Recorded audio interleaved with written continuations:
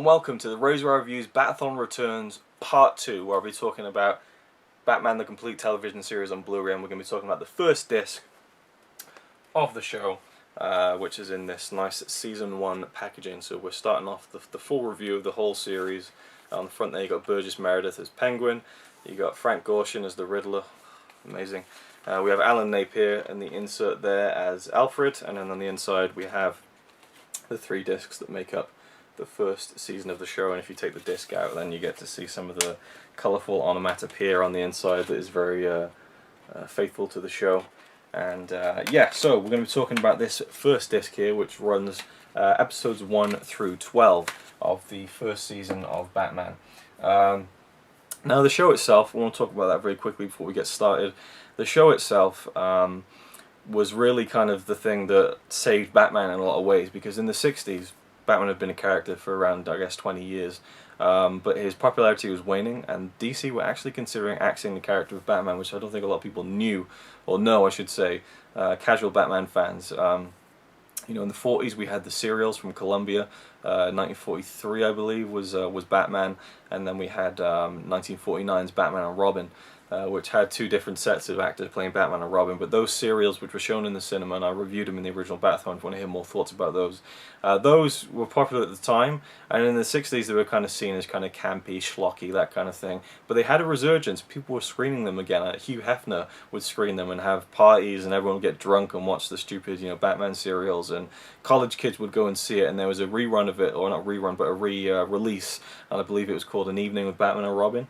And so they watched it and stuff, and then that's really what kind of brought Batman back into, you know, there's a bit of buzz going on. And then William Dozier, who was kind of optioning out some TV show ideas, I guess decided that he was going to do Batman.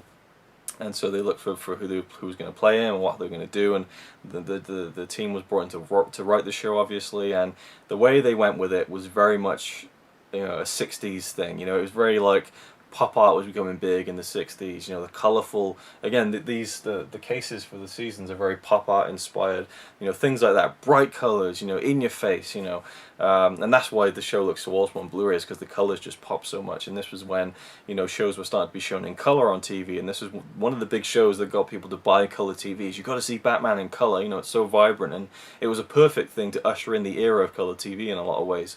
And so they decided, right, we're going to make a show with Batman. They cast Adam West. They saw him in this commercial where he was spoofing kind of a James Bond type, and they thought he looked good for Bruce Wayne. They screen tested him. They picked Burt Ward out of obscurity. It was his first real acting job as Robin, and they said to him, we want you to just be yourself. Be enthusiastic, but be yourself, and you're going to be perfect as Robin. So they cast Burt Ward.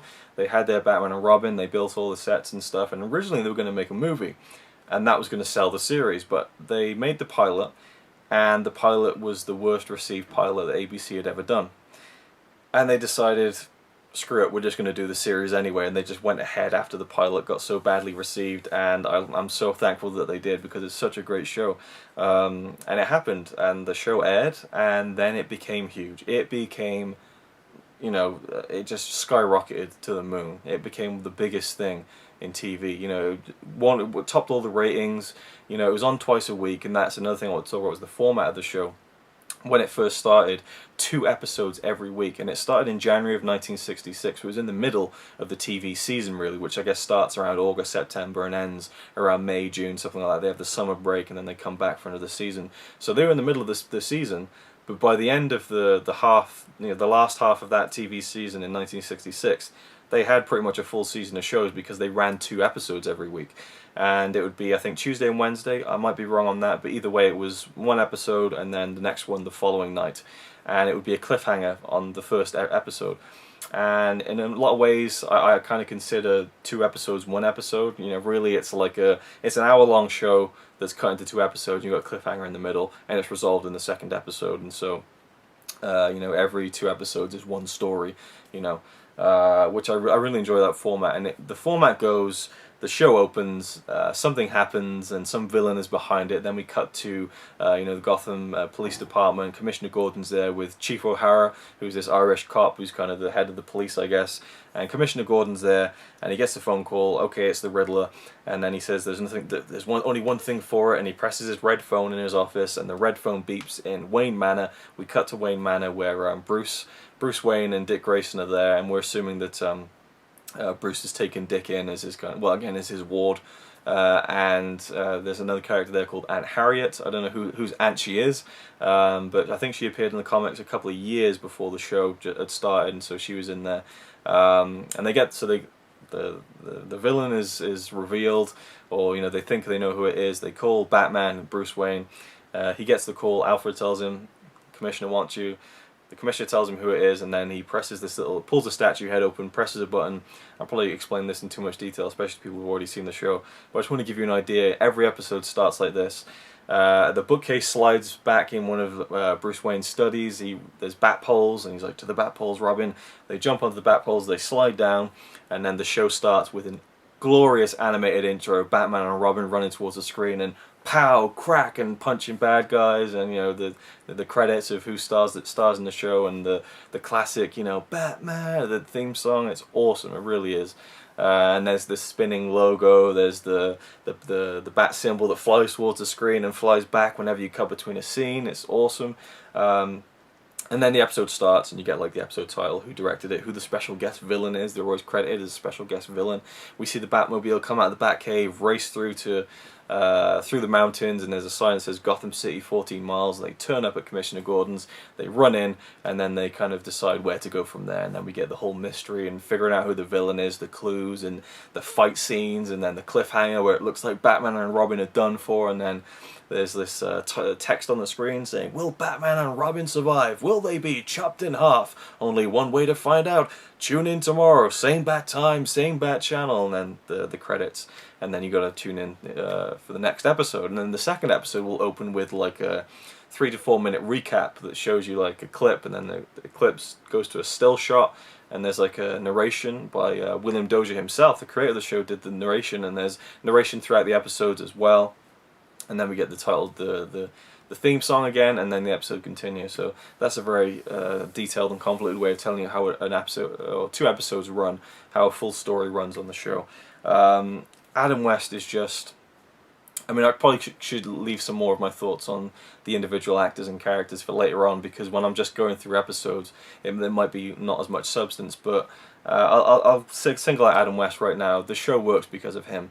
His portrayal of Batman is fantastic. He's so righteous, so wholesome, almost naive in a way. He trusts anyone who seems to be a genuine person, and I just love his morals, his code, and it is a little cheesy. He'll always be trying to tell Robin, this is why you should brush your teeth, and this is why you should always wear a seatbelt, and it seems like campy and stuff. But there's a good message to that, because kids who are watching this and lapping it up and enjoying the spectacle of it and stuff, they will take away these good messages, and that's one thing I really love about the show. It might seem kind of antiquated now, but I really love it, and I think it's just a nice thing, that there are little messages in there, even if they are, thinly veiled. I like that they're in there, and I like how Batman is so, again, righteous and stuff. But it becomes to the point where it's both kind of a good role model for kids, and it's also funny for the adults, because it's taken to the nth degree, where he's righteous to an over-the-top standpoint at some points. And he walks into a club in the first episode, and he's saying how he doesn't want to draw too much attention. He stood there in a Batman in a leotard and a cowl and cape. It's almost as if he's not aware that he's dressed as Batman sometimes, and that's hilarious. And the way he delivers these lines, and the writing is fantastic. It's very detailed and full of alliteration. It's a double dose of diabolical deception. All these sentences that all the villains say are, littered with alliteration, like the Penguin, "my fine feathered finks." All this stuff. It's a joy to watch, and just let it wash over you. Really, I love it. So this episode guide, I'll show you that first. Again, very pop art style. In the first page, we have a little letter from Adam West. And then we have the episode guide, which we'll get into right now. The first episode is High Diddle Riddle, and the second episode is Smack in the Middle. So all the double episode stories, the episode titles rhyme, which I really like. And it isn't more fitting with the first of the villains who we see, which is Frank Gorshin as the Riddler. Frank Gorshin as the Riddler is incredible. I'll talk more about him in another video, because he is just amazing. And the story in this one is that they go to see what the Riddler's doing, and he lures them into thinking that he is sticking someone up when he really isn't. And so they run in, they smash through the window, they beat him up, and they arrest him, but it's a wrongful arrest. And so he sues them for $1 million, which means they'll have to go to court and they'll have to take their masks off. It's a really, really cool plot. And Frank Gorshin is just chewing up the scenery, but is so amazing. It's just... I could just watch Frank Gorshin as the Riddler all day long. I really could. And most of the villains, they have their henchmen, their thugs, their heavies, and they usually have a woman there as well. And sometimes she'll be evil, sometimes she'll be a bit more morally grey. And that's where we start with this one, who was played by, I forget her name now. I think she was in one of the the James Bond films, Jill St. John. And she's the girl for this episode, this story, and she ends up disguising herself as Robin, and there's a bit where she pulls the mask off and it's not Robin, it's her, and it's almost badly edited in a way. Another thing I will say is that the editing in the fight scenes where Batman and Robin are punching the bad guys, and you have the big onomatopoeia on screen like bam, pow, mint, thrack, it's flashed up on screen sometimes as action is happening and you miss some of the action. But you know, seeing this show on Blu-ray, you definitely see when it's the stuntmen and it's not, you know, Adam West and Burt Ward. So that's one thing that you kind of it didn't I don't know if it loses some of the magic for me, but it might for some other people. I mean, there's such a charm to the show that you really can't. For me, I really can look past it, you know. But I love the way that the show is set up, and just there are some editing bits in there which don't quite work. But I love that they're kept in. I love that they didn't alter it. They didn't try and change it and make it a little bit sharper and cut some frames out. It's represented in its complete form. And again, the show looks fantastic. The colors and everything. The video is great. People were complaining that the show is kind of crammed 12 episodes onto a disc, but I think they look great. So there you go. So yeah, I really love the first 2 episodes with the Riddler. Then episode 3 and 4, we have Fine Feathered Finks and the Penguins of Jinx. This is starring Burgess Meredith, who most people will know from the Rocky movies as Mickey, as the Penguin, and he's brilliant as the Penguin as well. And the plot here, I forget what it was. Oh yeah, this is an amazing one, because Penguin's plot comes from Batman. Penguin decides he's not going to do anything. He's not going to plan anything. He's going to wait for Batman to think what he's going to plan, and that's what he'll do. It's a really genius, again, little plot, and I just love the writing of that and the way it pans out. And of course, there's a great scene where he kind of abseils or zip wires down across these buildings at night, and you see Gotham in the background, and he's on his umbrella and he zip lines down. He takes out Batman and Robin with a magnet, and Robin's like, "Holy lodestone!" And yeah, I really, really love these 2 episodes. And again, Burgess Meredith as a Penguin is awesome. I'll talk more about him in future videos. And then episode 5 and 6, the Joker is wild and Batman is riled. We get our first introduction of Cesar Romero as the Joker, who's again brilliant as the Joker. I'll talk more about him in another future installment. And I really love the beginning of this, where he's in jail and the police think that he's reformed, and they're like, "Wow, it's great seeing the Joker. The warden's methods are great. You know, he's reformed. He's having fun playing baseball." And then the Joker kind of literally, this huge spring launches him out of the prison yard, and they're like, "The Joker's sprung the pen."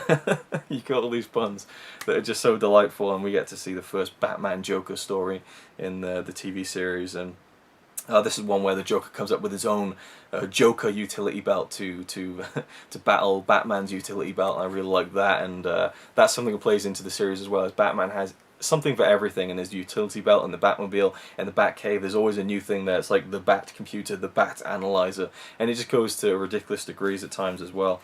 Episode 7 and 8, we have Instant Freeze, and episode 8, Rats Like Cheese. We have George Sanders, the first actor to portray Mr. Freeze in the show. And I really liked his portrayal as Mr. Freeze. Again, most of the villains chew up the scenery, but he was a bit more subdued. And I love the character of Mr. Freeze. One of my favorite characters of any, you know, comic book, you know, or any adaptation. I think it's a fantastic character that still needs to be done in a special way in a film.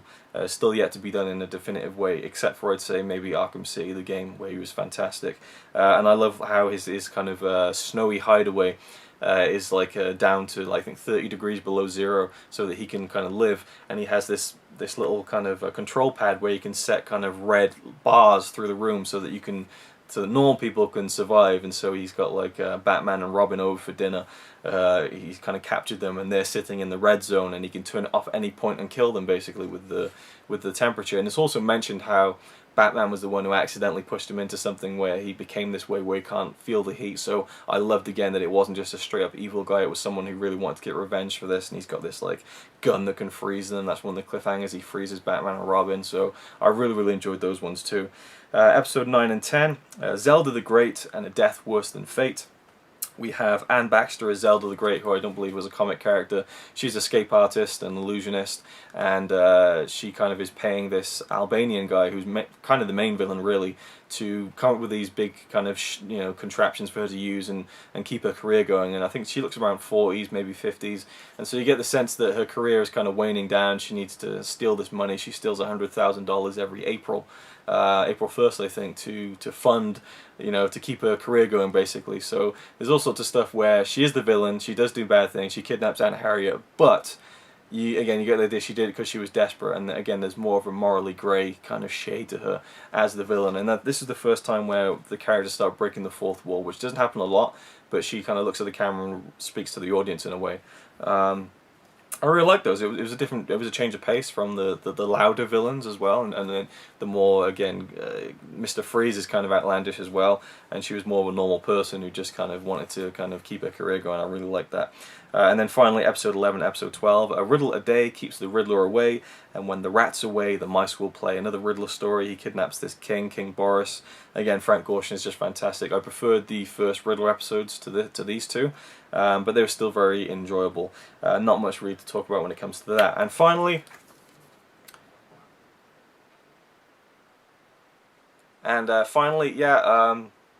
there was an issue with the box set when it first came out, and there were things that were missing, like the stingers at the end of the episode saying, next week Batman battles the Joker. And so Warner Brothers did a disc replacement program, and this box set came with all the corrected discs. So for the first disc now, the corrected disc, the replacement disc, there is 3 special features. The first one is a 6 to 7 minute long collection of all the next week this villain, little 3 to 4 second clips, which you can just watch in one row. And then there's also a little trailer about 20 to 30 seconds long saying, check out next week where you'll see the Bat Boat and the Bat Cycle and the Bat Copter, which they made for the movie, and then the second season. A little kind of TV promo, which again is in high definition, as well as the third extra, which is a TV season 1 rebroadcast promo where they say, tune in to watch the first episode of the phenomenon that was Batman, and this, I guess they were showing it on TV again, wanted it to become a huge thing for people to go back and see the first episode if they'd missed it. So yeah, those were cool to see on the set, although there is, I think it's the end of episode 10 on the disc. There's a little thing at the end that says, next week Batman battles the Joker, but it's a Riddler story. So I don't know what, and then again on the next disc it's a Mad Hatter story, so I don't know if it was the way it was broadcast and they stayed true to that, or whether they messed it up on the disc authoring. I don't know. But anyway, that's it for now for disc 1, part 2 of the RazorwireReviews Bat-a-thon Returns. Hope you enjoyed it, and stay tuned for next week, where I'll be talking about the second disc of Season 1 and a whole other bunch of episodes. Same bat time, same bat channel.